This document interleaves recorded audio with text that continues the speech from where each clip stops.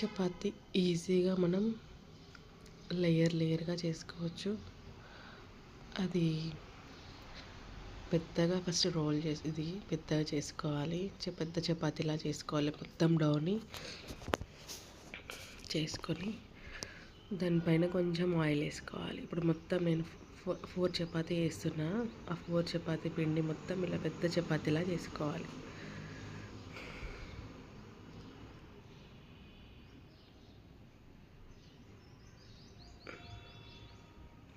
దానిపైన ఆయిల్ వేసి దాన్ని రోల్ చేసుకోవాలి. మొత్తం రోల్ చేసుకొని మధ్య మధ్యలో కట్ చేసుకొని 5 పీసెస్ అవుతుంది. 5 పీసెస్లా కట్ చేసుకొని మనం తాల్చుకుంటే మంచి లేయర్గా వస్తుంది. వీడియో తీసినప్పుడే చపాతీ వంగదు. వీడియో తీసినప్పుడు మంచిగా వంగుతుంది చపాతీ. అయినా పర్వాలేదు, మంచిగానే వంగింది నేను తీసింది. మనం ఏదైనా క్లాత్తో ఇట్లా ఒత్తుకుంటూ కాలిస్తే చపాతీ మంచిగా వంగుతుంది. ఇలా చేసుకొని మధ్యలో కట్ చేసుకోవాలి. మీకు ఎంత సైజు కావాలో చపాతీ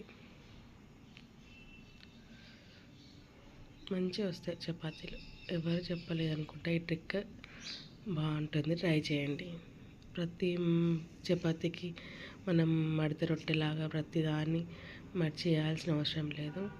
ఇలా చేసుకున్నా కూడా బాగా వస్తాయి చపాతీలు. నా ఛానల్లో ఆనియన్ రోటీ పచ్చడి చాలామంది వ్యూస్ వచ్చాయి. ఒకసారి ట్రై చేయండి. రోటీస్కి, దోశ, ఇడ్లీ, అన్నంలోకి అన్నిటికీ బాగుంటుంది. అది ఆల్ ఇన్ వన్, చాలా టేస్టీగా ఉంటుంది. ఒకసారి వెళ్ళి ట్రై చేయండి. మనం ఇప్పుడు పెనం పైన కాల్చుకోవాలి.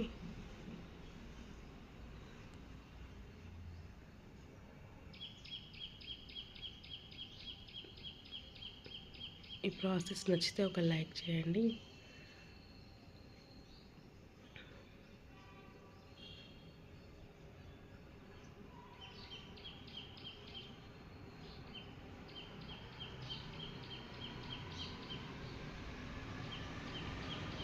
లేయర్ వస్తుంది చపాతీ, టేస్టీగా ఉంటుంది.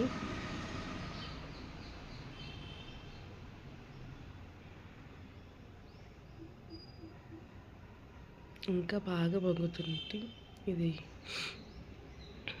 చూడండి, ట్రై చేయండి.